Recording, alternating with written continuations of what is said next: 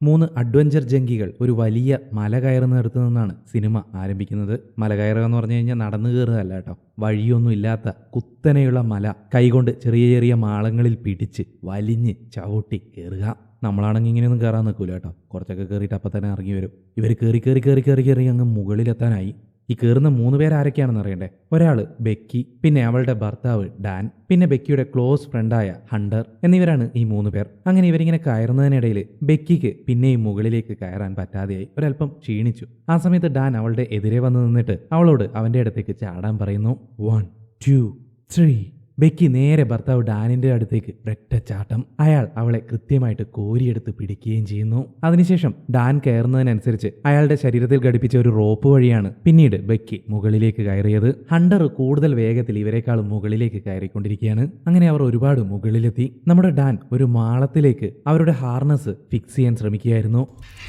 ഞെട്ടിപ്പോയ ഡാനിന്റെ കാലിടറുന്നു. അയാൾ മലയുടെ മുകളിൽ നിന്നും താഴേക്ക് പതിക്കുന്നു. ബെക്കിയുമായി ബന്ധിപ്പിച്ച ഹാർനസിൽ തൂങ്ങിയാടുകയാണ് ഡാനിപ്പോൾ. അയാൾ കുറേയധികം ശ്രമിച്ചെങ്കിലും മലയിലേക്ക് പിടിക്കാൻ അയാൾക്ക് സാധിച്ചില്ല. അതുകൊണ്ട് തന്നെ ബെക്കിയോട് സേഫായി നിന്നതിന് ശേഷം അവളുടെ അരയിൽ കെട്ടിയിരിക്കുന്ന ഹാർനസ് അഴിച്ചു മാറ്റാൻ പറയുന്നു. അങ്ങനെയാണെങ്കിൽ കയറിന് കുറച്ചുകൂടി നീളം കൂടുകയും തനിക്ക് ആ മലയിലേക്ക് പിടിക്കാൻ സാധിക്കുമെന്നും അയാൾ പറയുന്നു. അങ്ങനെ ബെക്കി ആ റോപ്പ് അഴിച്ചു മാറ്റുന്നു. പക്ഷെ നിർഭാഗ്യവശാൽ എന്നിട്ടും ഡാനിന് ആ മലയിലേക്ക് പിടിക്കാൻ സാധിക്കുന്നുണ്ടായിരുന്നില്ല. അപ്പോഴേക്കും ഹണ്ടർ അവരുടെ അടുത്തേക്ക് എത്താൻ വേണ്ടി ശ്രമിച്ചുകൊണ്ടിരിക്കുന്നുണ്ടായിരുന്നു. പാവം ഡാൻ ബെക്കിയുടെ മുന്നിൽ വെച്ച് തന്നെ അയാൾ താഴേക്ക് പതിക്കുന്നു. ഡാനിന്റെ മരണത്തിന് ശേഷം ഏകദേശം 1 വർഷത്തിന് ശേഷമാണ് ബെക്കിയെ നമ്മൾ വീണ്ടും കാണുന്നത്. അവൾ മദ്യത്തിന് അടിമയായി കഴിഞ്ഞു. ഡാനിന്റെ ഓർമ്മകളെ മറക്കാൻ അവൾക്ക് സാധിക്കുന്നുണ്ടായിരുന്നില്ല. അവന്റെ മൊബൈൽ നമ്പറിലേക്ക് വിളിച്ച് ഇടയ്ക്കിടെ ഐ മിസ് യു എന്ന് അവൾ വോയിസ് മെയിൽ ചെയ്തുകൊണ്ടേയിരിക്കും. ഡാനിനെ മറന്ന് പുതിയൊരു ജീവിതം തുടങ്ങാൻ ആവശ്യപ്പെട്ട അച്ഛനെ പോലും അവൾ വെറുത്തു തുടങ്ങി. അയാളോടവൾ സംസാരിക്കാറേയില്ല. ബാറിൽ നിന്നും വീട്ടിലേക്ക് എത്തിയ അവൾ കൂടുതൽ ദുഃഖവതിയായിരുന്നു. ഡാനില്ലാത്ത ഈ ലോകത്ത് ജീവിക്കേണ്ട എന്ന് അവൾ തീരുമാനിക്കുന്നു. അങ്ങനെ ഉറക്ക ഗുളികകൾ കൂടുതലായി കഴിച്ച് ആത്മഹത്യ ചെയ്യുന്നതിനായി അവൾ തയ്യാറെടുക്കുന്നു. പെട്ടെന്ന് അവളുടെ കൂട്ടുകാരി ഹണ്ടറിന്റെ ഒരു കോൾ അവൾക്ക് വരുന്നു. ഏറെ മാസങ്ങൾക്ക് ശേഷമാണ് ഹണ്ടർ ഇപ്പോൾ അവളെ വിളിച്ചിരിക്കുന്നത്. ഫോൺ വിളിച്ചത് മാത്രമല്ല, അവൾ നേരെ ബെക്കിയുടെ അപ്പാർട്ട്മെന്റിന് മുന്നിൽ വന്നിരിക്കുകയാണ്. ഹണ്ടറിനെ കണ്ടത് ബെക്കിക്ക് അല്പം ആശ്വാസമായി. എന്തുപറ്റി, ട്രിപ്പൊക്കെ ഒഴിവാക്കിയിട്ട് ഇപ്പൊ ഇങ്ങോട്ടേക്ക് വന്നത്? റെസ്റ്റ് എടുക്കാൻ തീരുമാനിച്ചോ എന്ന് ബെക്കി ഹണ്ടറോട് ചോദിക്കുന്നു. ഞാൻ വിശ്രമിക്കുന്നുണ്ടെങ്കിൽ അതെന്റെ മരണത്തോടു കൂടിയായിരിക്കും എന്നായിരുന്നു ഹണ്ടറിന്റെ മറുപടി. ഞാൻ ഒരു കാര്യം പ്ലാൻ ചെയ്തിട്ടുണ്ട്. എന്റെ പഴയ ബെക്കിയെ അതിന് എനിക്ക് എന്റെ കൂടെ വേണം. മാത്രമല്ല, നിന്റെ അച്ഛൻ കുറച്ച് നാളുകൾക്ക് മുന്നേ എന്നെ വിളിച്ചിരുന്നു. നിന്റെ ഈ അവസ്ഥ അദ്ദേഹത്തെ വല്ലാതെ വിഷമിപ്പിക്കുന്നുണ്ട്. ഡാനിന്റെ ഓർമ്മകളിൽ നീ ഇങ്ങനെ നിന്റെ ജീവിതം നശിപ്പിക്കുന്നത് അദ്ദേഹത്തെ പോലെ തന്നെ എനിക്കും ഇഷ്ടമല്ല. അതുകൊണ്ടാണ് ഈ പ്ലാനും കൊണ്ട് ഞാൻ ഇങ്ങോട്ടേക്ക് വന്നത്. ഇതാണ് B67 TV ടവർ. ഇവിടെ നിന്ന് ഒരു 6 മണിക്കൂർ ഡ്രൈവ് മാത്രമേ ഉള്ളൂ. ഈ ആഴ്ച അവസാനം അതിന് മുകളിൽ കയറാമെന്നാണ് ഞാൻ പ്ലാൻ ഇട്ടിരിക്കുന്നത്. അതിന് എന്നോടൊപ്പം നീയും ഉണ്ടാവണം. ഇതൊരു നല്ല അഡ്വഞ്ചർ ആയിരിക്കും, നമ്മുടെ പഴയ കാലത്തെ പോലെ എന്നിങ്ങനെ ഹണ്ടർ അവളുടെ പ്ലാൻ ബെക്കിയോട് പറയുന്നു. ഇല്ല, എനിക്ക് പറ്റില്ല. ഡാൻ മരിച്ചതിന് ശേഷം ഞാൻ ഇങ്ങനെയൊന്നും. നീ ഇങ്ങനെ പേടിച്ചുകൊണ്ടിരുന്നാൽ ജീവിതകാലം മുഴുവൻ നീ ഇങ്ങനെ തന്നെയാവും. നീ നിന്റെ ആ ഭയത്തെ തോൽപ്പിച്ചേ പറ്റൂ. നമുക്ക് ഡാനിന്റെ ചിതാഭസ്മം ആ ടവറിന് മുകളിൽ വെച്ച് വിതറാം. അവനും അത് തന്നെയായിരിക്കും ആഗ്രഹിക്കുന്നത്. നീ ഓർക്കുന്നില്ലേ, ഡാൻ എപ്പോഴും പറയുമായിരുന്നു, ജീവിക്കാൻ ആഗ്രഹമുണ്ടെങ്കിൽ ഒരിക്കലും പേടിച്ച് മരിക്കരുത്, അല്ലെങ്കിൽ മരിക്കുന്നത് വരെ ജീവിക്കണമെന്നൊക്കെ എന്നും പറഞ്ഞ് ഹണ്ടർ അവളെ സമ്മതിപ്പിക്കാൻ ശ്രമിക്കുന്നു. പക്ഷെ എന്തൊക്കെ പറഞ്ഞിട്ടും ബെക്കിക്ക് അതിന് സാധിക്കുന്നുണ്ടായിരുന്നില്ല. അടുത്ത ദിവസം രാവിലെ ഡാനിന്റെ ചിതാഭസ്മവും നോക്കി ബെക്കി കുറെ നേരം ചിന്തിക്കുന്നു. ശേഷം നേരെ ഹണ്ടറിന്റെ അടുത്തേക്ക് ചെന്നിട്ട്, നിനക്ക് മരിക്കാൻ ഭയമുണ്ടെങ്കിൽ ഒരിക്കലും ജീവിക്കാൻ ഭയപ്പെടരുത്. അതായിരുന്നു ഡാൻ എപ്പോഴും പറയാറുണ്ടായിരുന്നത്. സോ നമുക്കത് ചെയ്യാം. Let's climb that stupid tower. നമുക്ക് ആ ടവർ അങ്ങോട്ട് കയറാം എന്ന് ദൃഢനിശ്ചയത്തോടെ ബെക്കി ഹണ്ടറോട് പറയുന്നു. ഹണ്ടറിന് അത് കേട്ടപ്പോൾ ഭയങ്കര സന്തോഷമായി. അങ്ങനെ കൂടുതൽ സമയം കളയാതെ അവർ അവിടെ നിന്നും പുറപ്പെടുന്നു. കാറിൽ പോകുന്നതിനിടയ്ക്ക് ബെക്കി ഹണ്ടറുടെ മൊബൈലിൽ അവളുടെ യാത്രകളുടെ വീഡിയോസും ഫോട്ടോസും ഒക്കെ കാണുകയായിരുന്നു. അതിലെ ഒരു ഫോട്ടോയിൽ നമ്മുടെ ഹണ്ടറെ ചേർത്ത് പിടിച്ചുകൊണ്ട് ആരോ നിൽക്കുന്ന ഒരു ഫോട്ടോ ഉണ്ടായിരുന്നു. അയാളുടെ കൈകൾ മാത്രമാണ് അതിൽ കാണുന്നുണ്ടായിരുന്നത്. അതാരാണെന്ന് ബെക്കി ഹണ്ടറോട് ചോദിക്കുന്നു. അതാരാണെന്ന് പോലും എനിക്ക് ഓർമ്മയില്ല, ഏതോ പഴയ കുറ്റിയായിരുന്നു. ഓഹോ, അപ്പൊ ഹണ്ടറിനൊരു ലവറൊക്കെ ഉണ്ടല്ലേ എന്ന് പറഞ്ഞ് ബെക്കി അവളെ കളിയാക്കുന്നു. ആ സമയത്ത് ബെക്കിക്ക് അവളുടെ അച്ഛന്റെ ഫോൺ കോൾ വരുന്നു. പക്ഷേ അവളത് പിക്ക് ചെയ്യാതെ സൈലന്റ് ആക്കി വെക്കുന്നു. യാത്രാമധ്യേ ഒരു ഹോട്ടലിൽ കയറി അവർ ഭക്ഷണം കഴിക്കാനിരിക്കുന്നു. ആ സമയത്ത് ബെക്കിയുടെ മൊബൈലിൽ ചാർജ് തീരെ കുറവായിരുന്നു. അതുകൊണ്ട് അവൾ അവിടുത്തെ വെയിറ്ററോട് മൊബൈൽ ഒന്ന് ചാർജ് ചെയ്ത് തരാൻ പറയുന്നു. പക്ഷേ പുള്ളിക്കാരി ഭയങ്കര ഗമയില് ഇവിടെ കറണ്ട് ആർക്കും ഫ്രീ ആയിട്ടൊന്നും കൊടുക്കുന്നില്ല എന്നാണ് മറുപടി പറഞ്ഞത്. ഉടനെ തന്നെ ഹണ്ടർ, ഈ B167 TV ടവർ എവിടെയാണെന്ന് നിങ്ങൾക്ക് അറിയാമോ? ഞങ്ങൾക്ക് മാപ്പ് ഇട്ട് നോക്കിയിട്ട് കിട്ടുന്നില്ല എന്ന് ആ സ്ത്രീയോട് ചോദിക്കുന്നു. ഇവിടെ നിന്ന് നിങ്ങൾക്ക് അതിന് മാപ്പ് ഒന്നും ഇടേണ്ട ആവശ്യമൊന്നുമില്ല. ദേ അവിടെ ഒരു ലൈറ്റ് കാണുന്നില്ലേ, അത് തന്നെയാണ് നിങ്ങൾ ഈ പറഞ്ഞ ടവർ എന്ന് പറഞ്ഞ ആ സ്ത്രീ കുറച്ച് അകലെയായിട്ട് ആ ടവർ ചൂണ്ടിക്കാണിച്ചു കൊടുക്കുന്നു. ഇത് ഭയങ്കര ഹൈറ്റ് ആണല്ലോ, ഇതിലിപ്പോൾ ട്രാൻസ്മിഷൻ നടക്കാറില്ലല്ലോ, പിന്നെന്തിനാണ് ലൈറ്റ് എന്ന് ബെക്കി ഹണ്ടറോട് ചോദിക്കുന്നു. അത് എയർക്രാഫ്റ്റിന് കാണുന്നതിന് വേണ്ടിയിട്ടാണെന്ന് ബെക്കി മറുപടി പറയുന്നു.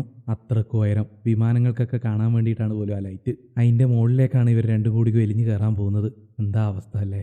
ബെക്കി ആ ടവർ നോക്കി ഇങ്ങനെ അന്തം വിട്ടിരിക്കുകയാണ്.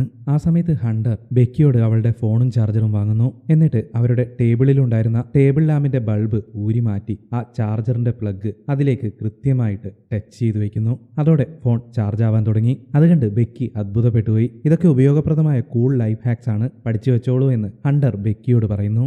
അന്ന് രാത്രി അവരവിടെ താമസിക്കുന്നു. ആ സീൻ അവിടെ കട്ട് ചെയ്ത് ഒരു ഫ്ലാഷ് ബാക്ക് ആണ് കാണിക്കുന്നത്. നമ്മുടെ ബെക്കിയും ഡാനും അവരുടെ കിടപ്പറയിലാണ്. ബെക്കി അവനോട് പലതവണ ഐ ലവ് യു പറയുന്നു. പക്ഷേ അവൻ തിരിച്ച് ഐ ലവ് യു എന്ന് പറയാതെ 143 എന്നാണ് പറയുന്നത്.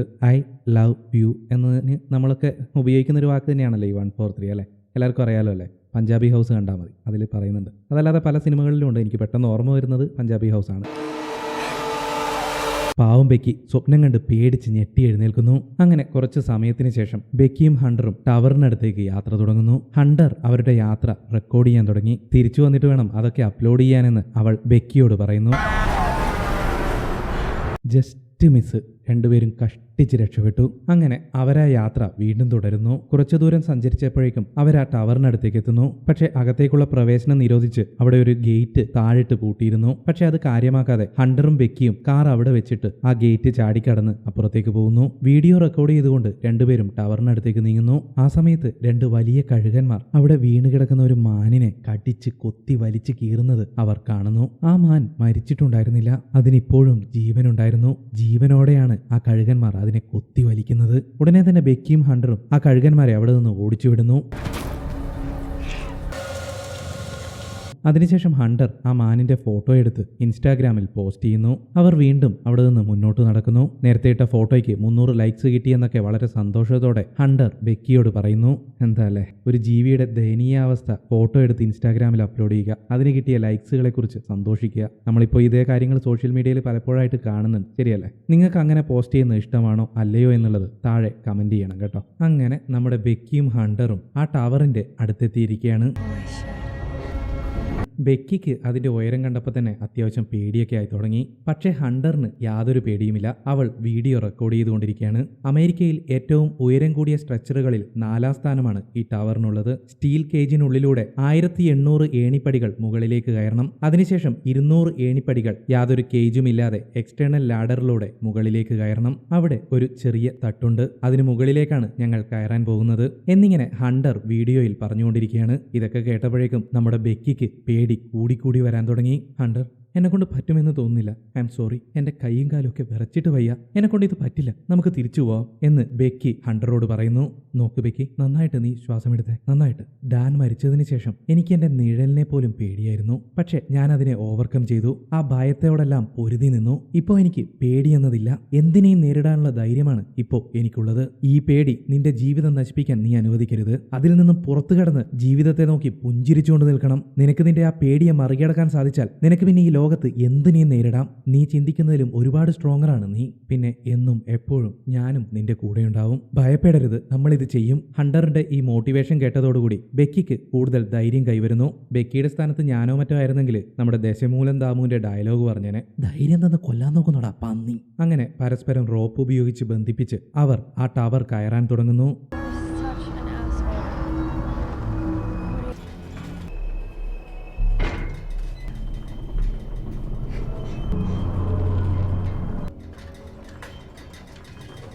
പടികൾ ഓരോന്നും ചവിട്ടി ചവിട്ടി അവർ മുകളിലേക്ക് കയറിക്കൊണ്ടിരിക്കുകയാണ്.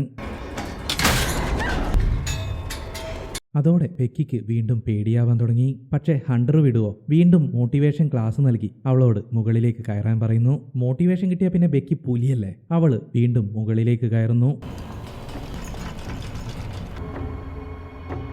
കുറെ മുകളിലെത്തിയപ്പോഴേക്കും ബെക്കിക്ക് തളർച്ച അനുഭവപ്പെടാൻ തുടങ്ങി. അങ്ങനെ തൽക്കാലത്തേക്ക് അവർ രണ്ടുപേരും കയറ്റം നിർത്തിയിട്ട് വെള്ളം കുടിച്ച് കുറച്ചു നേരം റെസ്റ്റ് എടുക്കുന്നു. ശേഷം വീണ്ടും അവർ ആരോഹണം ആരംഭിച്ചു. എന്ന് വെച്ചാൽ കയറാൻ തുടങ്ങി, അത്രേനെ. ആ ടവറൊക്കെ ഏകദേശം നശിച്ച് ദ്രവിച്ചു തുടങ്ങിയിരുന്നു. പക്ഷെ അതൊന്നും ഇവർ രണ്ടുപേരും ശ്രദ്ധിക്കുന്നുണ്ടായിരുന്നില്ല. അങ്ങനെ കയറി കയറി അവർ ആ സ്റ്റീൽ കേജിന് പുറത്തേക്ക് എത്തുന്നു. ഇനി അങ്ങോട്ടേക്ക് ഓപ്പൺ സ്പേസിലൂടെ വെറും ലാഡറിലൂടെ മാത്രം ചവിട്ടി ചവിട്ടി കയറണം. സംഭവം മനസ്സിലായല്ലോ. ഇത്രയും നേരം ചുറ്റും കമ്പികൾ ഉണ്ടായിരുന്നു, നമ്മുടെ എന്താ പറയാ ഈ മൊബൈൽ ടവറൊക്കെ കണ്ടിട്ടില്ലേ, അതുപോലെ. പക്ഷെ ഇനി അങ്ങോട്ടേക്ക് അതൊന്നും ഉണ്ടാവില്ല. ഒരു ടവർ, അതിന്റെ പുറത്തുകൂടി ഏണിപ്പടികൾ, അത്ര തന്നെ. ഹണ്ടറാണ് ആദ്യം ആ സ്റ്റീൽ കേജിന് പുറത്തേക്ക് എത്തുന്നത്. അവൾ ബെക്കിയോട് പാനിക് ആവരുതെന്നും താഴേക്ക് നോക്കാതെ ധൈര്യം സംഭരിച്ച് കയറണമെന്നും ഒക്കെ പറയുന്നു. ബെക്കി അങ്ങോട്ടേക്ക് കയറുമ്പോൾ അവളുടെ മനസ്സ് പിടയുകയായിരുന്നു. കണ്ണുകൾ അടച്ച് ധൈര്യം സംഭരിച്ച് അവൾ മുകളിലേക്ക് കയറുന്നു. ആ ചെറിയ തട്ടിൽ നിന്നും അവർ വീണ്ടും മുകളിലേക്ക് കയറാൻ തുടങ്ങുന്നു. വെറും ഏണിപ്പടികളിലൂടെ കുത്തനെയുള്ള ആ റോഡിലൂടെ അവർ മുകളിലേക്ക് കയറാൻ തുടങ്ങി. മുകളിലേക്ക് പോകുന്തോറും നമ്മുടെ ബെക്കിക്ക് കൂടുതൽ കൂടുതൽ പേടിയാവാൻ തുടങ്ങി. ആ സമയങ്ങളിലെല്ലാം ഹണ്ടർ മോട്ടിവേഷൻ ക്ലാസുകൾ കൊടുത്തുകൊണ്ടേയിരുന്നു. മുകളിലേക്ക് മാത്രം നോക്ക്, നീ ഇപ്പോൾ വളരെ നന്നായിട്ട് തന്നെ മുകളിലേക്ക് കയറിക്കൊണ്ടിരിക്കുകയാണ്. നിന്റെ പേടിയെ നീ കീഴ്പ്പെടുത്തിക്കൊണ്ടിരിക്കുകയാണ്. പേടിയെ ഡൈവേർട്ട് ചെയ്യാൻ പണ്ട് പഠിച്ച നഴ്സറി പാട്ടുകൾ പാടിക്കോളൂ എന്ന് ഹണ്ടർ ബെക്കിയോട് പറയുന്നു. പേടിയോടെ വിറച്ച് വിറച്ച് അവൾ നഴ്സറി പാട്ടും പാടി മുകളിലേക്ക് കയറിക്കൊണ്ടിരിക്കുന്നു. ഈ ടവറിന് മുകളിൽ ഒരു ആന്റിനി ഉണ്ടാവുമല്ലോ. ഇനി അതിനിടയിലൂടെ ഞെങ്ങി ഞെരുങ്ങി വേണം അവർക്ക് മുകളിലേക്ക് എത്താൻ. അതുകൂടി കണ്ടതോടെ ബെക്കി ഹണ്ടറിനോട് വാ നമുക്ക് തിരിച്ചു പോവാം, എനിക്ക് വയ്യ, മതി നമുക്ക് തിരിച്ചു പോവാം എന്നൊക്കെ പറഞ്ഞ് ഹണ്ടറിനെ പിന്തിരിപ്പിക്കാൻ ശ്രമിക്കുന്നു. ബെക്കി, നീ ഇപ്പോൾ തിരിച്ചു പോയാൽ നിന്റെ ഭയമായിരിക്കും വിജയിക്കുന്നത്. അതിന് ഞാൻ ഒരിക്കലും അനുവദിക്കില്ല. പേടിക്കാതെ മുകളിലേക്ക് വാ, കീഴടക്കാനുള്ള ആ ഉയരം മാത്രമായിരിക്കണം നിന്റെ ലക്ഷ്യം എന്നും പറഞ്ഞ് ഹണ്ടർ വീണ്ടും മുകളിലേക്ക് കയറുന്നു. ആ ആന്റിനയ്ക്കിടയിലൂടെ ഞെങ്ങി ഞെരുങ്ങി അവൾ മുകളിലേക്ക് എത്തുന്നു. ഹണ്ടർ ഇങ്ങനെ മുകളിലേക്ക് പോകുമ്പോൾ ബെക്കിക്ക് തനിയെ തിരിച്ചു പോകാൻ പറ്റില്ലല്ലോ. അവളും അതിനിടയിലൂടെ ഞെങ്ങി ഞെരുങ്ങി മുകളിലേക്ക് കയറുന്നു. ഇതാ നമ്മൾ ലോകത്തിന്റെ നെറുകയിലേക്ക് കയറാൻ പോവുകയാണ്, ധൈര്യസമേതം കേറി വാ. ലക്ഷ്യസ്ഥാനത്തേക്ക് എത്തുന്ന എക്സൈറ്റ്മെന്റോടുകൂടി ഹണ്ടർ ബെക്കിയോട് വിളിച്ചു പറഞ്ഞുകൊണ്ടിരിക്കുകയാണ്. എന്തൊക്കെ തന്നെയായാലും നമ്മുടെ ബെക്കിയുടെ ഭയം പൂർണ്ണമായും വിട്ടുമാറിയിട്ടില്ല. സത്യമായിട്ടും എനിക്ക് നിന്നോട് വെറുപ്പ് തോന്നുന്നു ഹണ്ടർ എന്നൊക്കെ പറഞ്ഞ് ബെക്കി ഹണ്ടറിന് പിന്നാലെ കയറിക്കൊണ്ടിരിക്കുകയാണ്. ഹണ്ടർ ആവട്ടെ ബെക്കിയുടെ പേടി മാറ്റാൻ എന്നോണം ഒരു ചെറിയ കഴപ്പ് കാണിക്കുന്നത്. അതെന്താണെന്ന് നിങ്ങൾ തന്നെ കണ്ടോ.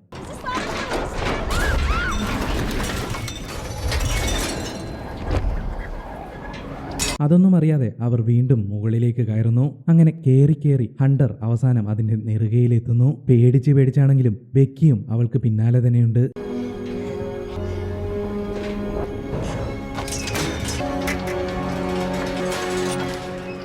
അങ്ങനെ ബെക്കിയും അവസാനം അതിന്റെ മുകളിലേക്ക് എത്തുന്നു. അവിടെ നിന്നുള്ള കാഴ്ച അതിമനോഹരമായിരുന്നു.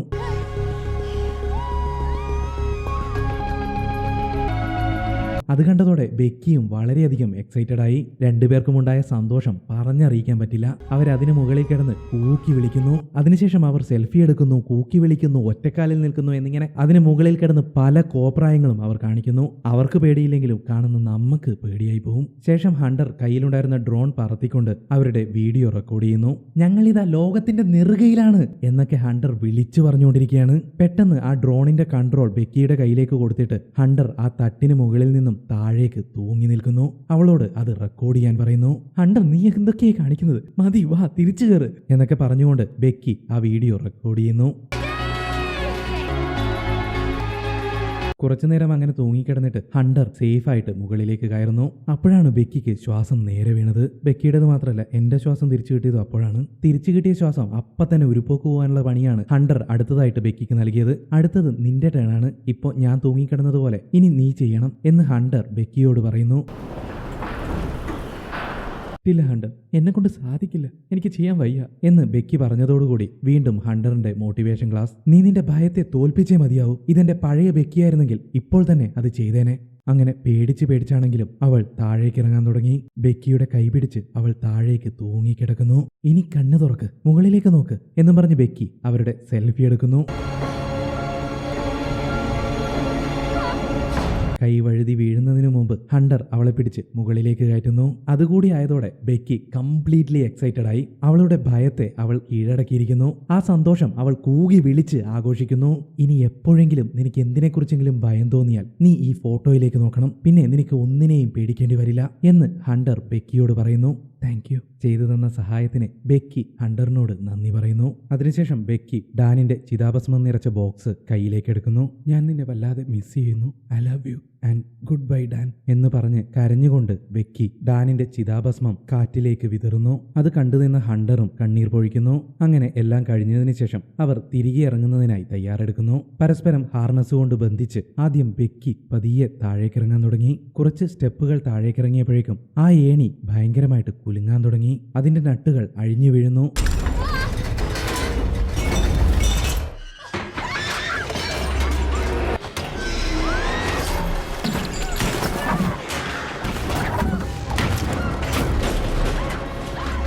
ഭാഗ്യം കൊണ്ടാണ് ആ വീഴ്ചയിൽ നിന്ന് അവർ രക്ഷപ്പെട്ടത്. വായുവിൽ പേടിച്ചരണ്ട് തൂങ്ങി നിൽക്കുകയാണ് നമ്മുടെ ബെക്കി. ഹണ്ടർ അവളെ വലിച്ചു കയറ്റാൻ ശ്രമിക്കുന്നു. ഹണ്ടർ ആ ഹാർനസ് മുകളിലുള്ള റോഡിനോട് ചേർത്ത് ചുറ്റി വരിഞ്ഞ് ബെക്കിയെ മുകളിലേക്ക് വലിച്ചു കയറ്റിക്കൊണ്ടിരിക്കുകയാണ്. ഇത്തവണയും ഭാഗ്യം അവരെ തുണച്ചു. അങ്ങനെ വളരെയധികം പരിശ്രമത്തിന് ശേഷം ഹണ്ടർ ബെക്കിയെ മുകളിലേക്ക് എത്തിക്കുന്നു. മരണത്തിന്റെ വക്കിൽ നിന്നും തലനാരിഴയ്ക്ക് രക്ഷപ്പെട്ട അവർ സന്തോഷത്തിൽ ആറാടുന്നു. അങ്ങനെ ഒരല്പസമയം റെസ്റ്റ് എടുത്തതിന് ശേഷം എത്രയും പെട്ടെന്ന് താഴേക്കിറങ്ങുന്നതിനായി അവർ വീണ്ടും ശ്രമിക്കുന്നു. പക്ഷെ താഴേക്ക് നോക്കിയപ്പോഴാണ് ഏണി പൂർണ്ണമായും നശിച്ചിരിക്കുന്നതായി അവർക്ക് മനസ്സിലാവുന്നത്. അതോടെ അതുവരെ ഉണ്ടായിരുന്ന സന്തോഷമെല്ലാം ഭയമായി മാറി. ആരെങ്കിലും ഫോൺ വിളിച്ച് പറയാമെന്ന് കരുതി ഫോൺ ചെക്ക് ചെയ്തപ്പോൾ അതിൽ നെറ്റ്വർക്ക് ഉണ്ടായിരുന്നില്ല. ബെക്കി വളരെയധികം ടെൻസ്ഡ് ആവാൻ തുടങ്ങി. ഇവിടെ നിന്ന് നമ്മൾ എങ്ങനെ രക്ഷപ്പെടും? റേഞ്ചും കിട്ടുന്നില്ല, ഒന്നും പറ്റുന്നില്ല, അങ്ങനെ ഇങ്ങനെയെന്നൊക്കെ പറഞ്ഞിട്ട് അവൾ എന്തൊക്കെയോ പിച്ചും പേയും പറയുകയാണ്. ബെക്കി, സമാധാനമായിരിക്കെ. ഇങ്ങനെ ടെൻഷൻ അടിച്ചുകൊണ്ടിരുന്നാലേ നമുക്ക് ചിന്തിക്കാൻ കഴിയില്ല. ഇവിടെ നിന്ന് രക്ഷപ്പെടാൻ എന്തെങ്കിലും ഒരു വഴി കാണും. നീ ടെൻഷൻ അടിക്കാതിരിക്കെ എന്ന് പറഞ്ഞ് ഹണ്ടർ അവളെ സമാധാനിപ്പിക്കുന്നു. ആ സമയത്ത് ബെക്കി അതിനു മുകളിൽ ഒരു എമർജൻസി ബോക്സ് കാണുന്നു. അത് തുറന്നു നോക്കിയപ്പോൾ അതിനുള്ളിൽ ഒരു ബൈനോക്കുലറും ഒരു ഫ്ലെയർ ഗണ്ണും ഉണ്ടായിരുന്നു. അത് കിട്ടിയതോടെ അവർക്കൊരു ഇത്തിരി സമാധാനമാവുന്നു. ഇതുപയോഗിച്ച് എങ്ങനെയെങ്കിലും ഇവിടെ നിന്ന് രക്ഷപ്പെടാമെന്ന് അവർ മനസ്സിലുറപ്പിക്കുന്നു. അങ്ങനെ ഹണ്ടർ ആ ബൈനോക്കുലർ ഉപയോഗിച്ച് സമീപത്തെങ്ങാൻ ആരെങ്കിലും ഉണ്ടോ എന്ന് ചെക്ക് ചെയ്യുന്നു. മരുഭൂമി പോലെ ആ സ്ഥലം നീണ്ടുകിടക്കുന്നതല്ലാതെ അവിടെ അടുത്തൊന്നും ഒരു പട്ടിക്കുഞ്ഞു പോലും ഉണ്ടായിരുന്നില്ല. ആ സമയത്താണ് ബെക്കി അവരുടെ ബാഗ് താഴെ ആ ആന്റിനയിൽ വീണ് കിടക്കുന്നത് കാണുന്നത്. കുടിക്കാൻ ഇച്ചിരി ബാക്കിയുണ്ടായിരുന്ന വെള്ളം കൂടി ആ ബാഗിലാണ്. അതുപോലുമില്ലാതെ നമ്മൾ ഇവിടെ കിടന്ന് ചാവും എന്ന് ബെക്കി ഹണ്ടറിനോട് വിഷമത്തോടെയും ദേഷ്യത്തോടെയും പറയുന്നു. നീ ഇങ്ങനെ ടെൻഷൻ അടിക്കില്ലേ, നമുക്ക് എന്തെങ്കിലും വഴി കണ്ടെത്താം. എങ്ങനെയെങ്കിലും 911 വിളിക്കാൻ സാധിച്ചാൽ നമുക്ക് എമർജൻസി ഹെൽപ്പ് കിട്ടും. അതുകൊണ്ട് നീ ടെൻഷൻ അടിക്കാതിരിക്കെ, നമുക്ക് അതിനുള്ള വഴി കണ്ടെത്താം എന്ന് പറഞ്ഞ് ഹണ്ടർ അവളെ സമാധാനിപ്പിക്കുന്നു. അതിനിടയിലാണ് ബെക്കിയുടെ തുട മുറിഞ്ഞിരിക്കുന്നത് ഹണ്ടർ ശ്രദ്ധിക്കുന്നത്. ഉടനെ തന്നെ അവൾ അവളുടെ ഡ്രസ്സ് അഴിച്ച് ആ മുറിവ് ചുറ്റി വരിഞ്ഞു കെട്ടുന്നു. പാവം ബെക്കി ഈ ടെൻഷന്റെ ഇടയിൽ കാല് മുറിഞ്ഞതുപോലും അവൾ അറിഞ്ഞിരുന്നില്ല. കുറച്ചുനേരം കഴിഞ്ഞപ്പോഴേക്കും ബെക്കിക്ക് കലശലായി മുള്ളാൻ മുട്ടുന്നു. അതിന്റെ മുകളിൽ നിന്നിട്ട് വേറെ എന്ത് വഴി, താഴേക്ക് മുള്ളുക, അത്ര തന്നെ. ഹണ്ടറിന്റെ കയ്യും പിടിച്ച് പുറത്തേക്ക് ചാഞ്ഞു നിന്ന് അവൾ അതിന് മുകളിൽ നിന്ന് തന്നെ മുള്ളുന്നു. ഇനി അവർക്ക് അവിടെ നിന്ന് രക്ഷപ്പെടണമെങ്കിൽ പുറത്തുനിന്നും ആരെങ്കിലും സഹായിക്കണം. അങ്ങനെ അതിനുവേണ്ടി അവർ കാത്തിരിക്കുന്നു. നിനക്ക് തോന്നുന്നുണ്ടോ ആരെങ്കിലും നമ്മളെ സഹായിക്കാൻ വരുമെന്ന് എന്ന് ബെക്കി ഹണ്ടറിനോട് ചോദിക്കുന്നു. 1,000,000% തീർച്ചയായും ആരെങ്കിലും വരും എന്ന് ഹണ്ടർ മറുപടി പറയുന്നു. ബെക്കിയുടെ മുഖത്തു നോക്കി പുഞ്ചിരിച്ചുകൊണ്ടാണ് അവൾ അത് പറഞ്ഞത്. എങ്കിലും അവളുടെ മുഖത്ത് ഭയം നിഴലിച്ചിരുന്നു. ഏറെ നേരം കഴിഞ്ഞപ്പോഴേക്കും ബെക്കി അവളുടെ മൊബൈലെടുത്ത് ഒരു വീഡിയോ റെക്കോർഡ് ചെയ്യുന്നു. അവൾ ഹണ്ടറിനോട് ചോദിക്കും, എന്തുകൊണ്ടാണ് നീ ഇങ്ങനെ അഡ്വഞ്ചറസ് ജേർണികളൊക്കെ വ്ലോഗ് ചെയ്യുന്നത്? അപ്പോൾ ഹണ്ടർ പറയും, അതിന്റെ കാരണം ഡാനാണ്. അവന്റെ അപകട മരണത്തിലൂടെ എനിക്കൊരു കാര്യം വ്യക്തമായി. ജീവിതം ക്ഷണികമാണ്. അതുകൊണ്ട് ജീവിതത്തിലെ ഓരോ സന്ദർഭങ്ങളും ഓരോ മൊമെന്റുകളും ആസ്വദിക്കണം. നിങ്ങൾ ജീവിക്കുകയാണെന്ന് നിങ്ങൾക്ക് തോന്നുന്ന ഓരോ കാര്യങ്ങളും ചെയ്യണം. ഈ മെസ്സേജ് എല്ലാവരിലേക്കും എത്തിക്കുന്നതിന് വേണ്ടിയിട്ടാണ് ഞാൻ വ്ലോഗുകൾ ചെയ്യുന്നത്. അത് കേട്ട് ബെക്കി അവളെ നോക്കി പുഞ്ചിരിക്കുന്നു. വീണ്ടും സമയം നീങ്ങിക്കൊണ്ടേയിരുന്നു. ഹണ്ടർ ബൈനോക്കുലർ ഉപയോഗിച്ച് ആരെങ്കിലും വരുന്നുണ്ടോ എന്ന് ചെക്ക് ചെയ്യുന്നു. അപ്പോൾ കുറച്ചു ദൂരത്തായിട്ട് ഒരു വാൻ നിർത്തിയിട്ടിരിക്കുന്നത് അവൾ കാണുന്നു. ബെക്കിയോടത് പറഞ്ഞപ്പോൾ അവളും ഉടനെ തന്നെ ആ ബൈനോക്കുലറിലൂടെ ആ വാൻ ശ്രദ്ധിക്കുന്നു. പക്ഷെ അതിനടുത്തൊന്നും ആൾപെരുമാറ്റം അവർക്ക് കാണാൻ സാധിച്ചില്ല. അതോടെ അവർ നിരാശരാകുന്നു. ഹണ്ടർ വീണ്ടും മൊബൈലിൽ നെറ്റ്വർക്ക് ഉണ്ടോ എന്ന് ചെക്ക് ചെയ്യുന്നു. ആ സമയത്താണ് നേരത്തെ അവൾ ഇൻസ്റ്റാഗ്രാമിൽ ഫോട്ടോ പോസ്റ്റ് ചെയ്ത കാര്യം ഓർക്കുന്നത്. ഉടനെ തന്നെ അവൾ അക്കാര്യം ബെക്കിയോട് പറയുന്നു. അതായത് ഈ ഏരിയയിൽ മൊബൈൽ നെറ്റ്വർക്ക് ഉണ്ട്. ഒരുപക്ഷെ ഇതിന് ഏറ്റവും മുകളിലായതുകൊണ്ടായിരിക്കാം ഇവിടെ കിട്ടാത്തത്. എങ്ങനെയെങ്കിലും മൊബൈൽ ഒരു ഇത്തിരി താഴേക്ക് കൊണ്ടുപോയാൽ നെറ്റ്വർക്ക് ലഭിക്കാൻ സാധ്യതയുണ്ട് എന്ന് അവൾ ബെക്കിയോട് പറയുന്നു. അങ്ങനെ അവൾ ആ മൊബൈല് അവരുടെ കയ്യിലുണ്ടായിരുന്ന ഹാർനസിലേക്ക് ബെക്കിയുടെ ഹെയർ ടൈ ഉപയോഗിച്ച് കെട്ടിവെക്കുന്നു.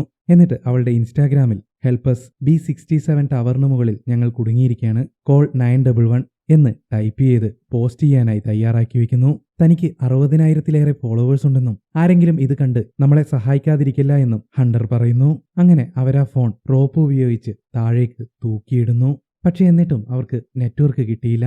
അതുകൊണ്ട് തന്നെ ഹണ്ടർ എന്ത് ചെയ്തു എന്നറിയോ? ആ കയറും തൂക്കിപ്പിടിച്ച് ആ ടവറിൽ ബാക്കിയുണ്ടായിരുന്ന ചെറിയൊരു ഏണിപ്പടിയിലേക്ക് അവൾ ഇറങ്ങി നിൽക്കുന്നു. ഒരു കൈയിൽ തൂങ്ങിയാടി വളരെ സാഹസികമായി അവൾ നെറ്റ്വർക്കിനു വേണ്ടി ശ്രമിക്കുന്നു. വേറൊരു വഴിയും കാണാതെ ഹണ്ടർ ആ ശ്രമം ഉപേക്ഷിച്ച് മുകളിലേക്ക് കയറി വരുന്നു. മുകളിലെത്തി നോക്കിയപ്പോഴും അത് ഇൻസ്റ്റാഗ്രാമിൽ പോസ്റ്റ് ആയിരുന്നില്ല. അതോടെ അവൾക്ക് നിരാശ തോന്നുന്നു. അപ്പോൾ ബെക്കി അവളോട് ഒരു ഐഡിയ പറയും. എന്തു തന്നെയായാലും ഈ ടവറിന് താഴെ നെറ്റ്വർക്ക് ഉണ്ടെന്ന് നമുക്ക് ഉറപ്പാണ്. അവിടെ വെച്ച് ഇൻസ്റ്റാഗ്രാമിൽ പോസ്റ്റ് ആയതുമാണ്. അങ്ങനെയാണെങ്കിൽ ഈ മൊബൈൽ എന്തിലെങ്കിലും പൊതിഞ്ഞ് നമുക്ക് താഴേക്ക് ഇട്ടാലോ? റേഞ്ച് വരുമ്പോൾ ആ പോസ്റ്റ് ഇൻസ്റ്റാഗ്രാമിൽ പബ്ലിഷ് ആവും. നമ്മളെ ആരെങ്കിലും സഹായിക്കുകയും ചെയ്യും എന്ന് ബെക്കി പറയുന്നു.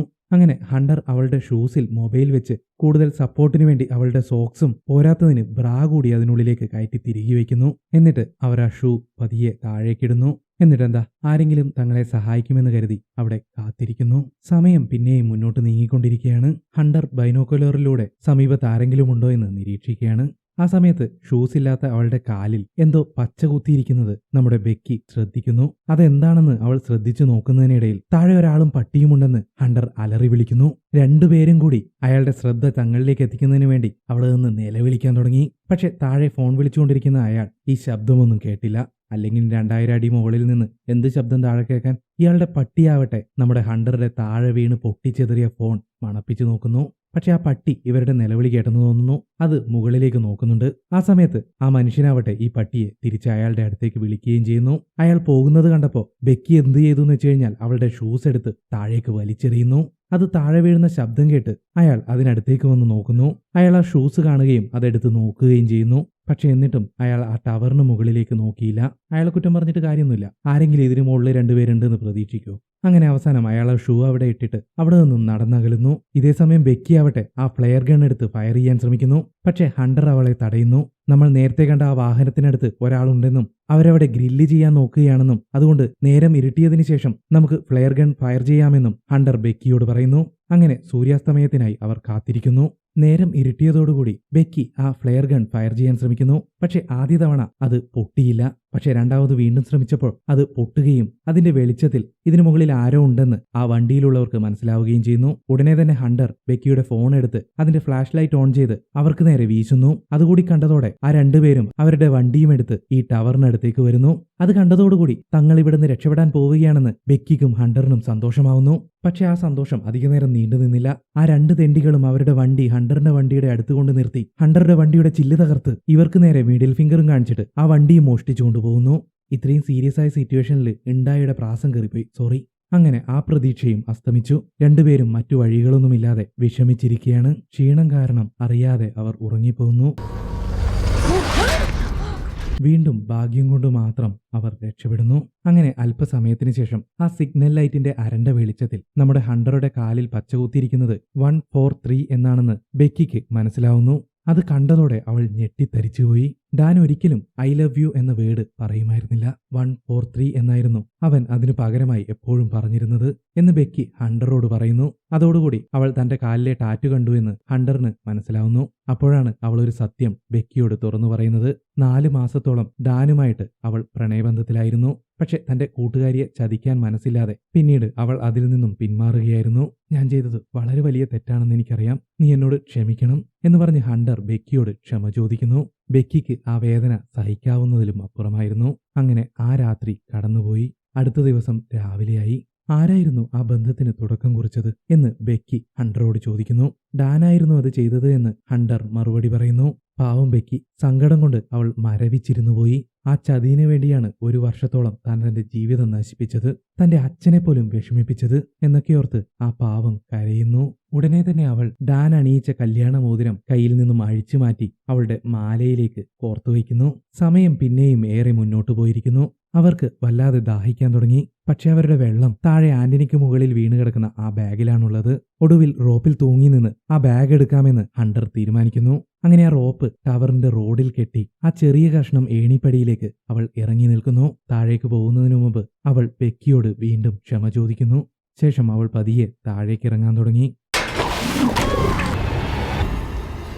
സ്റ്റേബിൾ ആയതിനു ശേഷം അവൾ വീണ്ടും താഴേക്കിറങ്ങുന്നു. പക്ഷെ എന്തു ചെയ്യാൻ, ആ കയറിൽ പരമാവധി തൂങ്ങി നിന്ന് വെലിഞ്ഞു നോക്കിയിട്ടും അവൾക്ക് ആ ബാഗ് കൈകൊണ്ട് എത്തിപ്പിടിക്കാൻ പറ്റുന്നുണ്ടായിരുന്നില്ല.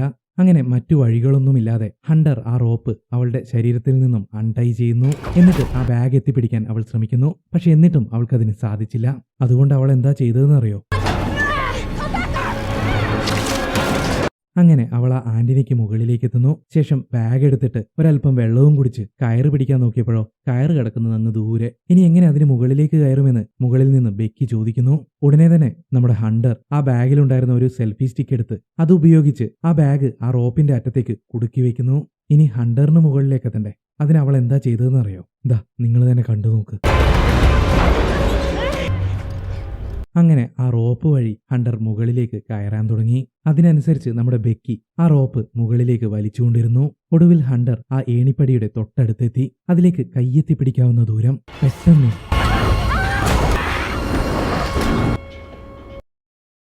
വീണ്ടും ഭാഗ്യം തുണച്ചു. ഹണ്ടർ വീണത് ആ ബാഗിന് മുകളിലേക്കാണ്. അവൾക്ക് അതിനു മുകളിൽ പിടിക്കാൻ സാധിച്ചിരുന്നു. അവൾക്ക് കുഴപ്പമൊന്നും പറ്റിയില്ല എന്ന് കണ്ടതോടെ നമ്മുടെ ബെക്കിക്ക് വളരെയധികം സന്തോഷമാവുന്നു. എന്റെ കൈ മുറിഞ്ഞിരിക്കുകയാണെന്നും അതുകൊണ്ട് പിടിച്ച് മുകളിലേക്ക് കയറാൻ സാധിക്കില്ല എന്നും നീ തന്നെ എന്നെ വലിച്ചു കയറ്റണമെന്നും ഹണ്ടർ ബെക്കിയോട് പറയുന്നു. ഉടനെ തന്നെ അവളെ വലിച്ച് കഷ്ടപ്പെട്ട് മുകളിലേക്ക് എത്തിക്കുന്നു. ഹണ്ടറിന് യാതൊരു അപകടവും പറ്റാതെ തിരിച്ചു വന്നതിൽ ബെക്കിക്ക് വളരെയധികം സന്തോഷമാവുന്നു. വളരെയധികം ദാഹിച്ചതുകൊണ്ട് ബെക്കി ബാഗിൽ നിന്നും വേഗം വെള്ളമെടുത്തു കുടിക്കുന്നു. തുടർന്ന് അവിടെ നിന്ന് രക്ഷപ്പെടുന്നതിന് വേണ്ടിയിട്ട് അടുത്ത വഴി അവർ ആലോചിക്കുകയാണ്. ബെക്കി അവളുടെ ബാഗിലുണ്ടായിരുന്ന പഴയൊരു ബിൽ പേപ്പർ എടുത്ത് അവളുടെ ലിപ്സ്റ്റിക് ഉപയോഗിച്ച് ഞങ്ങൾ B67 ടവറിന് മുകളിൽ കുടുങ്ങിയിരിക്കുകയാണ്, സഹായിക്കണം, കോൾ 911 എന്ന് എഴുതി ആ പേപ്പർ അവരുടെ കയ്യിലുണ്ടായിരുന്ന ഡ്രോണിലേക്ക് അറ്റാച്ച് ചെയ്യുന്നു. എന്നിട്ട് കുറച്ച് ദൂരത്തായി കാണുന്ന ആ ഹോട്ടലിന് നേരെ പറത്തിവിടുന്നു. പക്ഷേ അവരുടെ നിർഭാഗ്യമെന്ന് പറയട്ടെ, ഈ ടവറിനടുത്തുള്ള ഗേറ്റിനടുത്ത് എത്തിയപ്പോഴേക്കും ആ ഡ്രോണിന്റെ ചാർജ് വളരെയധികം കുറയുന്നു. ഇനി കൂടുതൽ പറത്തിക്കഴിഞ്ഞാൽ ആ ഡ്രോൺ ഉപയോഗമില്ലാതെ എവിടെയെങ്കിലും വീണുപോകും. അതുകൊണ്ട് തന്നെ ഹണ്ടർ അവളോട് അത് റിവൈവ് ചെയ്യാൻ പറയുന്നു. വേറെ വഴിയൊന്നുമില്ലാതെ ബെക്കി അത് അവരുടെ അടുത്തേക്ക് തന്നെ തിരിച്ചു പറപ്പിക്കുന്നു. ആ ടവറിന് തൊട്ടടുത്തെത്തിയപ്പോഴേക്കും അതിന്റെ ബാറ്ററി ഏകദേശം പൂർണ്ണമായും ഇല്ലാതായിരിക്കുന്നു. അങ്ങനെ ബെക്കി അത് സാഹസികമായി കൈക്കലാക്കുന്നു. ഇനി ആ ഡ്രോൺ ഉപയോഗിക്കണമെങ്കിൽ അത് ചാർജ് ചെയ്യണം. അവരുടെ കയ്യിൽ ചാർജറുണ്ട്. പക്ഷെ ചാർജർ ഉണ്ടായിട്ട് കാര്യമില്ലല്ലോ, അത് ചാർജ് ചെയ്യാൻ അവിടെ ഒരു പ്ലഗ് പോയിന്റ് ഇല്ല. എന്ത് ചെയ്യണമെന്നറിയാതെ ടെൻഷൻ അടിച്ച് പണ്ടാരടങ്ങിയിരിക്കുകയാണ് രണ്ടുപേരും.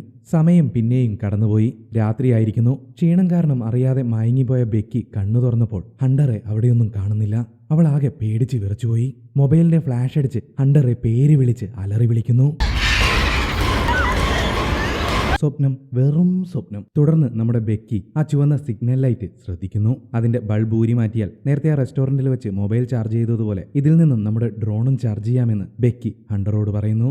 അങ്ങനെ ആ രാത്രി കടന്നുപോയി. അടുത്ത ദിവസം രാവിലെ തന്നെ ഒരല്പം വെള്ളവും കുടിച്ച് ബെക്കി ആ റോഡിന് മുകളിലേക്ക് കയറാൻ ശ്രമിക്കുന്നു. മുകളിൽ ചെന്നാൽ മാത്രമേ ആ ബൾബൂരി അവിടെ നിന്നും ഡ്രോൺ ചാർജ് ചെയ്യാൻ പറ്റുകയുള്ളൂ. ഏറെ കഷ്ടപ്പെട്ട് വളരെയധികം സ്ട്രഗിൾ ചെയ്ത് അവൾ അതിന് മുകളിലേക്ക് എത്തുന്നു. ആ ബൾബൂരി ഡ്രോണിന്റെ ചാർജർ അതിലേക്ക് കുത്താൻ ശ്രമിക്കുന്നു. പക്ഷെ അതിന് ആവശ്യമായ നീളമില്ലാത്തതിനാൽ ഹോൾഡറിൽ ടച്ച് ആവുന്നുണ്ടായിരുന്നില്ല. പെട്ടെന്ന് അവൾക്ക് അവളുടെ കഴുത്തിലെ മോതിരത്തെ പറ്റി ഓർമ്മ വരുന്നു. അവൾ വേഗം അതഴിച്ച് ആ ഹോൾഡറിനുള്ളിലേക്ക് ഇടുന്നു. എന്നിട്ട് ചാർജർ അതിലേക്ക് കണക്ട് ചെയ്യാൻ ശ്രമിക്കുന്നു. ഭാഗ്യം, അത് വർക്ക് ചെയ്തു. ഡ്രോൺ ചാർജ് ആവാൻ തുടങ്ങി. എത്ര നേരം അവൾ അങ്ങനെ തൂങ്ങിക്കിടന്നുവെന്നറിയില്ല. എന്തായാലും ഡ്രോൺ 90% ചാർജായി കഴിഞ്ഞു. പെട്ടെന്ന് ഒരു കഴുകൻ അവളെ ആക്രമിക്കാൻ തുടങ്ങി. അവളുടെ കാലിലെ മുറിവുണ്ടായിരുന്നല്ലോ, ആ രക്തത്തിന്റെ ഗന്ധം പിടിച്ചാണ് കഴുകൻ അങ്ങോട്ട് വന്നിരിക്കുന്നത്. അവൾ എങ്ങനെയൊക്കെ കൂടി ആ കഴുകനെ തള്ളി മാറ്റുന്നു. പക്ഷെ അതിനിടയിൽ അവളുടെ ബാഗ് താഴേക്ക് വീഴുന്നു. എങ്കിലും പിടിവിടാതെ ഡ്രോൺ 100% ചാർജാകുന്നതിന് വേണ്ടി തൂങ്ങിക്കിടക്കുകയാണ്. അങ്ങനെ അവസാനം 100% ചാർജായി. ഉടനെ തന്നെ അവൾ താഴേക്ക് ഇറങ്ങുന്നു. ഇനി ഡ്രോൺ ആ ഹോട്ടലിനടുത്തേക്ക് പറപ്പിക്കണം. പക്ഷെ അത് ഈ സമയത്ത് പറപ്പിച്ചാൽ അവിടെ ആരും ഉണ്ടാവില്ല. നാളെ രാവിലെ റിസപ്ഷൻ എല്ലാം ഓപ്പൺ ആയിട്ട് വേണം അങ്ങോട്ടേക്ക് പറപ്പിക്കാൻ. അതിനുവേണ്ടി അവർ ആ രാത്രിയും കാത്തിരിക്കുന്നു.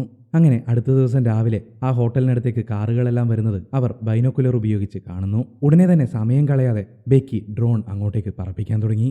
ആ ഡ്രോൺ പറന്ന് പറന്ന് ആ ഗേറ്റും കടന്ന് ഹോട്ടലിനടുത്തുള്ള റോഡിലേക്ക് എത്തുന്നു. അല്പസമയത്തിനുള്ളിൽ ഇത് ആ ഹോട്ടലിലേക്കെത്തും. നമ്മൾ ഇവിടെ നിന്നും രക്ഷപ്പെടും എന്ന് സന്തോഷത്തോടെ ആർത്തു വിളിക്കുകയാണ് ബെക്കിയും ഹണ്ടറും. ആ ട്രക്കിൽ തട്ടി ഡ്രോൺ തകർന്ന് തരിപ്പണമായി പോയി. ആ ട്രക്കിന്റെ ഡ്രൈവർ ട്രക്ക് നിർത്തി അതെന്താണെന്ന് നോക്കിയെങ്കിലും അതിനടുത്തേക്ക് ചെന്ന് അതെടുക്കാനോ അതിലുണ്ടായിരുന്ന സന്ദേശം വായിക്കാനോ അയാൾ നിന്നില്ല. വേഗം തന്നെ ട്രക്കുമെടുത്ത് അയാൾ അവിടെ നിന്നും പോകുന്നു. അങ്ങനെ അവസാനമുണ്ടായിരുന്ന ആ പ്രതീക്ഷയും അവർക്ക് നഷ്ടമായി. നിരാശയോടെ അതിനു മുകളിലിരിക്കുകയാണ് ബെക്കിയും ഹണ്ടറും. ബെക്കി പൂർണ്ണമായും തളർന്നിരിക്കുന്നു. എനിക്കിനി ഒരു രാത്രി കൂടി സർവൈവ് ചെയ്യാൻ പറ്റുമെന്ന് തോന്നുന്നില്ല. എനിക്കൊന്ന് ഉറങ്ങണം, എനിക്കൊന്ന് ഉറങ്ങിയാൽ മതി എന്ന് അവൾ ഹണ്ടറോട് പറയുന്നു. നീ ഉറങ്ങാൻ പാടില്ല, നീ സർവൈവ് ചെയ്തേ പറ്റൂ. നീ ഉറങ്ങിയാൽ ആ കഴുകന്മാർ നിന്റെ രക്തത്തിന്റെ മണം പിടിച്ച് ഇങ്ങോട്ട് വരും. അവർ നിന്നെ കൊത്തിക്കീറും. അത് സംഭവിക്കാൻ പാടില്ല. നിനക്ക് എനർജി ആവശ്യമാണ്. അതിന് നീ എന്തെങ്കിലും കഴിക്കണം എന്ന് ഹണ്ടർ ബെക്കിയോട് പറയുന്നു. നീ എന്തായി പറയുന്നത്? 2000 അടി മുകളിൽ ഒന്നുമില്ലാതെ നമ്മൾ നിൽക്കുമ്പോൾ എന്ത് കഴിക്കാനാണ് എന്ന് ബെക്കി അവളോട് ചോദിക്കുന്നു. അങ്ങനെ ചിന്തിക്കരുത്, എപ്പോഴും എന്തെങ്കിലും ഒരു മാർഗമുണ്ടാവും എന്ന് ഹണ്ടർ അവളെ മോട്ടിവേറ്റ് ചെയ്യുന്നു. നമുക്ക് എൻ്റെ ഫോൺ കൂടി താഴേക്കിട്ട് നോക്കാം, നിന്റെ ഷൂസ് അയക്ക്, നമുക്ക് കൂടുതൽ നന്നായിട്ട് പാക്ക് ചെയ്യാം എന്ന് ബെക്കി ഹണ്ടറോട് ചോദിക്കുന്നു. എൻ്റെ ഷൂ താഴെയാണുള്ളത് എന്നാണ് ഹണ്ടർ മറുപടി പറഞ്ഞത്. നീ എന്തൊക്കെയായി പറയുന്നത്, നിന്റെ കാലിലല്ലേ ഷൂ ഉള്ളത് എന്ന് ബെക്കി തിരിച്ചു ചോദിക്കുന്നു. അതെ, എൻ്റെ കാലിലാണുള്ളത്, പക്ഷേ ഞാൻ താഴെയല്ലേ ഉള്ളത് എന്ന് ഹണ്ടർ മറുപടി പറഞ്ഞപ്പോൾ ബെക്കി ഞെട്ടിത്തരിച്ചുപോയി. അപ്പോഴാണ് ഒരു സത്യം നമ്മൾ മനസ്സിലാക്കുന്നത്. നമ്മുടെ ഹണ്ടർ ഓൾറെഡി മരിച്ചു കഴിഞ്ഞിരിക്കുന്നു. ബാഗും എടുത്ത് നേരത്തെ കയറി വരുന്ന സമയത്ത് അവളുടെ പിടിവിട്ട് താഴേക്ക് വീണിരുന്നില്ലേ, ആ സമയത്ത് അവൾ ബാഗിൽ പിടിച്ചു തൂങ്ങിയതായിട്ട് നമ്മൾ കണ്ടത് ബെക്കിയുടെ ഹാലൂസിനേഷൻ മാത്രമായിരുന്നു. തുടർന്ന് അങ്ങോട്ടേക്ക് നടന്ന ഓരോ കാര്യങ്ങളും ബെക്കിയുടെ ഹാലൂസിനേഷൻ മാത്രമായിരുന്നു. ഹണ്ടർ പറയുന്നതായിട്ട് ചിന്തിച്ച് ബെക്കി തന്നെയാണ് ഓരോ കാര്യങ്ങളും ചെയ്തത്. പാവം, ഒറ്റയ്ക്കായി പോയ ബെക്കി ആ രാത്രി അവളുടെ അച്ഛനെക്കുറിച്ച് ഓർക്കുന്നു. എനിക്ക് വീട്ടിലേക്ക് പോകണം, എനിക്ക് ജീവിക്കണം എന്ന് അവൾ ആരോടൊന്നില്ലാതെ പറയാൻ തുടങ്ങി. അടുത്ത ദിവസം രാവിലെ ചലനമറ്റ് കിടക്കുകയാണ് നമ്മുടെ ബെക്കി. അവളുടെ രക്തത്തിന്റെ ഗന്ധം പിടിച്ച് ഒരു കഴുകൻ അതിന് മുകളിലേക്കായി പറന്നു വരുന്നു. അത് അവളുടെ തുടയിലെ മുറിവ് കൊത്തി വലിക്കാൻ തുടങ്ങി. പെട്ടെന്ന് അങ്ങനെ അവൾ ആ കഴുകനെ കൊന്ന് അതിന്റെ പച്ച ഇറച്ചി കടിച്ച് പറിച്ച് കഴിക്കുന്നു. ജീവൻ നിലനിർത്താൻ അതല്ലാതെ മറ്റൊരു മാർഗവും അവൾക്ക് മുന്നിലുണ്ടായിരുന്നില്ല. തുടർന്ന് ഒരു ദൃഢനിശ്ചയത്തോടെ അവൾ താഴേക്കിറങ്ങാൻ തുടങ്ങി. കയ്യിലുണ്ടായിരുന്ന റോപ്പ് ബാക്കിയുണ്ടായിരുന്ന ആ ഏണിപ്പടിയുടെ ഏറ്റവും അടിയിൽ കെട്ടി അവൾ താഴേക്ക് ഊർന്നിറങ്ങുന്നു. ഹണ്ടർ വീണുകിടക്കുന്ന ആ ആന്റിനയുടെ മുകളിലേക്ക് അവൾ ചാടിയിറങ്ങുന്നു. ഹണ്ടറെ കൊത്തി കീറുകയായിരുന്ന കഴുകനെ അവൾ ഓടിച്ചു വിടുന്നു. മരിച്ചു കിടക്കുന്ന അവളുടെ കൂട്ടുകാരിയുടെ കയ്യിലേക്ക് പിടിച്ച് സങ്കടത്തോടെ ബെക്കി ഐ ലവ് യു എന്ന് പറയുന്നു. ശേഷം ബെക്കി തന്റെ മൊബൈലിൽ താനിവിടെ B67 ടവറിന് മുകളിൽ കുടുങ്ങിയിരിക്കുകയാണെന്നും 911 വിളിക്കണമെന്നും അച്ഛന് മെസ്സേജ് ചെയ്യുന്നു. പക്ഷേ അത് സെൻഡ് ആവണമെങ്കിൽ നെറ്റ്വർക്ക് വേണമല്ലോ, അതുകൊണ്ട് ആ ഫോൺ താഴേക്കിടാൻ ബെക്കി തീരുമാനിക്കുന്നു. അവൾ ഹണ്ടറുടെ ഷൂസ് അഴിച്ചെടുത്ത് ഫോൺ അതിലേക്ക് തിരികെ വയ്ക്കുന്നു. ശേഷം ആ കഴുകൻ കൊത്തിക്കീറിയ ഹണ്ടറുടെ വയറിന്റെ ഭാഗം പിളർന്ന് ആ ഷൂ അതിനുള്ളിലേക്ക് തിരികെ വയ്ക്കുന്നു. ഹണ്ടർ, എന്നോട് ക്ഷമിക്കണം, എനിക്കിതല്ലാതെ മറ്റൊരു വഴിയുമില്ല എന്നും പറഞ്ഞ് അവൾ ഹണ്ടറുടെ ശരീരം താഴേക്ക് തള്ളിയിടുന്നു. ആ സീൻ അവിടെ കട്ട് ചെയ്ത് നമ്മുടെ ബെക്കിയുടെ അച്ഛൻ ആ ടവറിനടുത്തേക്ക് വരുന്നതാണ് കാണിക്കുന്നത്. അയാൾ അവിടെ എത്തിയപ്പോഴേക്കും ഫയർഫോഴ്സ് ഒരു ശവശരീരം പൊതിഞ്ഞു കെട്ടി കൊണ്ടുപോകുന്നതാണ് അയാൾ കാണുന്നത്. തന്റെ മകളെ തനിക്ക് രക്ഷിക്കാൻ കഴിഞ്ഞില്ലല്ലോ എന്നോർത്ത് ആ അച്ഛൻ വിലപിക്കുന്നു. പക്ഷേ അത് ബെക്കി ആയിരുന്നില്ല. ഫയർഫോഴ്സുകാർ സേഫായി ബെക്കിയെ താഴെ എത്തിച്ചിരുന്നു. അവൾ കരഞ്ഞുകൊണ്ട് അച്ഛന്റെ അടുത്തേക്ക് ഓടി വന്ന് അയാളെ കെട്ടിപ്പിടിക്കുന്നു. ആ ഒരു സീനോടുകൂടി സിനിമ അവസാനിക്കുന്നു.